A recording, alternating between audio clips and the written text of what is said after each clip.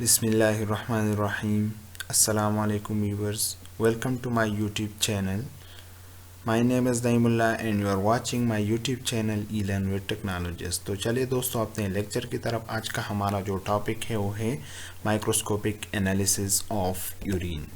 Microscopic analysis of urine या microscopic examination of urine के अंदर सबसे पहला चीज़ जो है वो हमारे पास पस sales normally 2 to 3 pus cells are present in high power field of microscope। आमतौर पर या नॉर्मली जो नॉर्मल बंदे होते हैं उसके अंदर 2 to 3 pus cells नॉर्मल होते हैं। If more than 5 it indicates urinary tract infection or non-infectious conditions such as fever, stress, dehydration, irritation to urethra or bladder। अगर हमारे पास 5 से ज़्यादा पस सेल्स यूरिन के अंदर हाई पावर फील्ड पे आ जाता है तो इसका मतलब ये है कि इस बंदे को या इस पेशेंट को यूरिनरी ट्रैक इन्फेक्शन है या इसको डिहाइड्रेशन है या इसकी यूरेथ्रा या ब्लैडर के अंदर हमारे पास क्या है, इरिटेशन है। तो इसकी वजह से इसका जो पस सेल्स आ रहा है तो न्यूमरस आ रहा है या फ्यू पस सेल्स, ठीक है। तो इसीलिए फिर हमने उसके साथ क्या करना है, कन्फर्मेटरी टेस्ट करना है, ठीक है, ताकि कौन सी एंटीबायोटिक इसके लिए करेक्ट है, कौन सी एंटीबायोटिक इसके लिए रेजिस्टेंट है, कौन सी सेंसिटिव है। तो फिर हम उसके लिए urine for culture and sensitivity test perform करते हैं, ठीक है। केस्ट जब आ जाते हैं तो नॉर्मली केस्ट एब्सेंट होते हैं, but there are hyaline casts, red cell casts, white cell casts, granular casts, waxy casts, fatty casts, they are present due to the kidney disorder. अगर हमारे पास कोई भी केस्ट आ जाए, ख्वाह वो हाईलाइन केस्ट हो, red blood cell cast हो, white blood cell cast हो या ग्रेनुलर केस्ट हो, तो ये सारे के सारे किडनी डिसऑर्डर की वजह से आ सकती हैं। ओकेजनल हाईलाइन केस्ट में be present due to the physical exercise and physiological dehydration. Hyaline casts जब भी प्रेजेंट होता है तो इसका मतलब ये नहीं है सिर्फ कि उस बंदे को किडनी डिसऑर्डर है, इसका मतलब ये भी हो सकता है कि उसने हैवी एक्सरसाइज किया हो या उसने जो फिजियोलॉजिकल डिहाइड्रेशन है उसकी वजह से भी हो सकता है। ग्रेनुलर केस्ट में be present after strenuous exercise for a short duration. अगर कोई बंदा हार्ड एक्सरसाइज करे तो इसकी वजह से भी ग्रेनुलर केस्ट आ जाता है, ठीक है। रेड ब्लड सेल भी नॉर्मली एब्सेंट होते हैं, लेकिन ये present in kidney infection.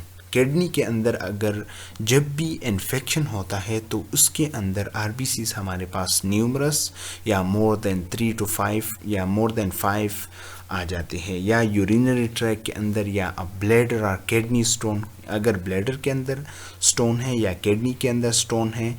Enlarge prostate, अगर मेल के अंदर जो प्रोस्टेट ग्लैंड होता है वो एनलार्ज हो जाता है तो उसकी वजह से भी रेड ब्लड सेल आ सकते हैं, या किडनी इन्फेक्शन की वजह से या कैंसर की वजह से या सिकल सेल एनीमिया की वजह से या कोई भी ट्रामा हो जाए तो urinary tract to urinary system, ठीक है, या मेडिकेशन की वजह से, जिसकी वजह से हमारे पास क्या हो जाता है, इंट्रावास्कुलर हेमोलिसिस हो जाता है, तो उसकी वजह से भी हमारे पास रेड ब्लड सेल यूरिन के अंदर शुरू हो जाते हैं, ठीक है। फिर हम इसके लिए कन्फर्मेटरी टेस्ट परफॉर्म करते हैं। Crystals, uric acid crystals, calcium sulphate, calcium oxalate and ammonium magnesium phosphate या जिसको हम triple phosphate crystals are indicative of the presence of the kidney stones. Kidney जब भी हमारे पास क्रिस्टल्स आ जाते हैं तो इसका मतलब ये है कि किडनी के अंदर मौजूदा वक्त में क्या है, स्टोन्स है या स्टोन्स बन रही है या स्टोन बनने के चांसेस है, या हाइपोयूरिक एसिड,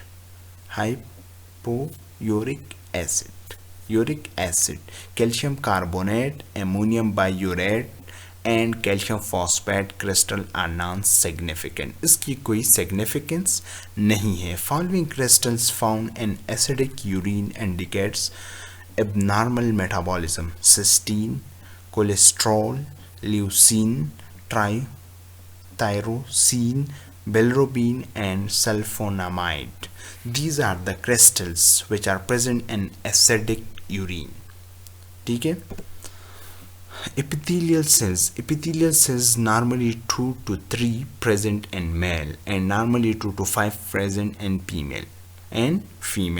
नॉर्मली हमारे पास मेल के अंदर 2 to 3 प्रेजेंट होते हैं एपिथेलियल सेल पर हाई पावर फील्ड, लेकिन फीमेल के अंदर ये थोड़ा सा ज़्यादा हो जाता है, 2 to 5 प्रेजेंट होते हैं. मोर देन 5 एपिथेलियल सेल पर high power field indicates tabular damage या पाइलोनेफ्राइटिस और kidney transplant rejection. These are the causes, these are the reason that's why epithelial cells are present more than 5 in male and female.